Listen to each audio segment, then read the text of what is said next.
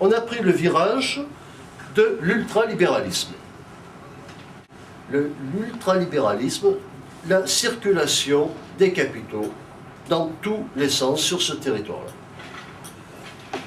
En 1985, il y a eu les accords de Schengen qui suppriment les contrôles intérieurs à cette communauté.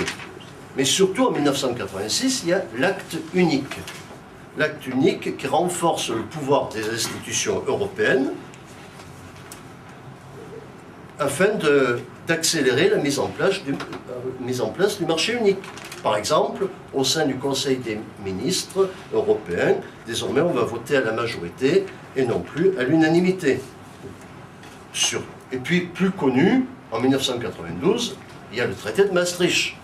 C'est lui qui institue l'Union européenne, c'est lui qui crée une politique européenne commune dans le domaine de la sécurité, la politique étrangère, du moins qui veut créer ça. Le traité de Maastricht crée la citoyenneté européenne. Vous êtes désormais tous des citoyens européens, en plus d'être des citoyens français. Le traité de Maastricht, également, prévoit la monnaie unique. Monnaie unique, pas monnaie commune. Pendant un certain temps, on avait une monnaie commune, l'euro. L'euro, avant, s'appelait l'écu. Et c'était une monnaie de compte, qui était en plus des monnaies nationales. Maintenant, il y aura l'euro qui sera la seule et unique monnaie.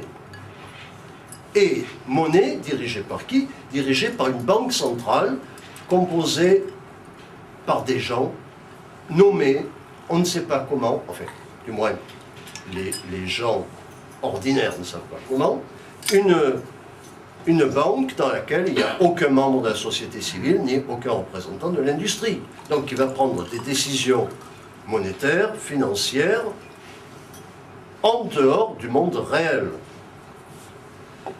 Alors, on a quitté l'esprit communautaire du marché commun pour enclencher la machine à démanteler les États. L'Europe mécanique l'emporte. Sauf peut-être pour le Royaume-Uni, et qui, avec Mme Thatcher, a réussi à avoir son domaine protégé, à avoir des décisions particulières, à ne pas être dans l'espace Schengen, etc. Mais les dirigeants français, par contre, vont s'aplatir devant le traité de Maastricht, même ceux qui, quelques années auparavant, n'en voulaient pas, qu'il s'agisse de Mitterrand, qu'il s'agisse de Chirac, sont à fond pour l'Union européenne. En fait, les hommes politiques français, en panne d'idéologie, en panne d'idées spectaculaires depuis la fin du communisme, notamment, eh bien, se jettent à corps perdu dans l'européisme. Alors que le traité de Rome voulait unir des nations, mais des nations qui gardent leur spécificité, du moins c'est ce que dit le traité de Rome. Mais en fait, dans l'esprit de certains, les partisans de Jean Monnet, c'était une étape pour aller plus loin.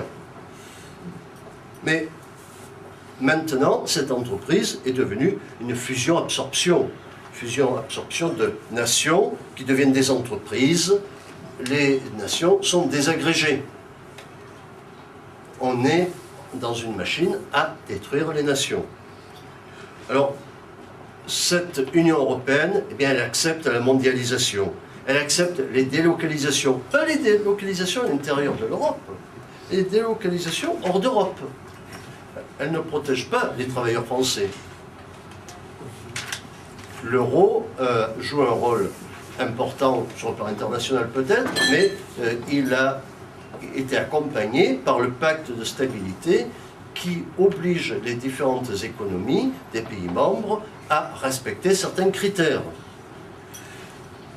Il n'y a plus de protection contre une crise venant de l'étranger. On le voit bien avec la crise des subprimes américains. On le voit avec, tenez, l'entreprise Continental, qui connaît des difficultés, où il va y avoir des licenciements. C'est une entreprise implantée en France, avec des dirigeants, des responsables allemands et américains.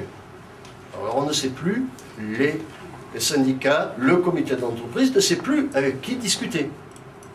Tout est dissous. Et ce sont les États-Unis qui dictent leur volonté dans le domaine économique et surtout dans le domaine politique. Il suffit de voir ce qui s'est passé avec l'ex-Yougoslavie. Bon, alors de quelle Europe s'agit-il? Qu'est-ce que c'est que cette Union européenne?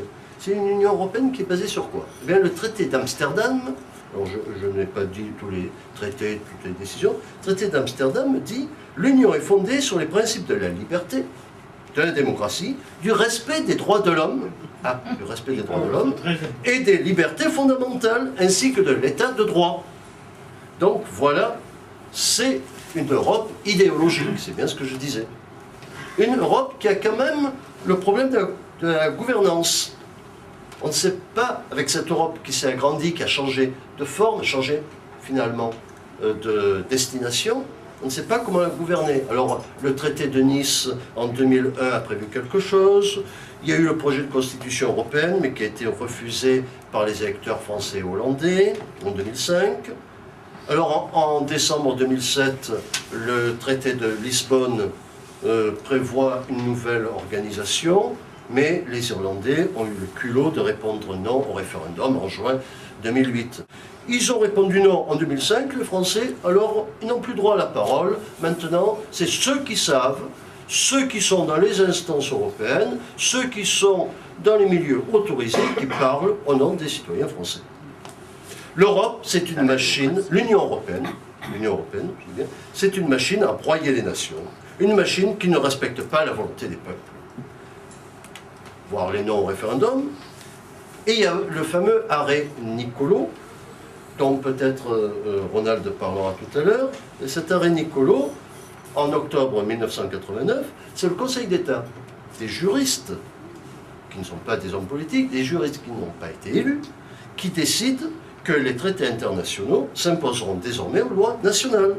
Les lois nationales, même si elles sont votées par les députés élus au suffrage universel, ces lois n'ont plus aucune raison d'être. Donc l'Union européenne, qu'est-ce que c'est?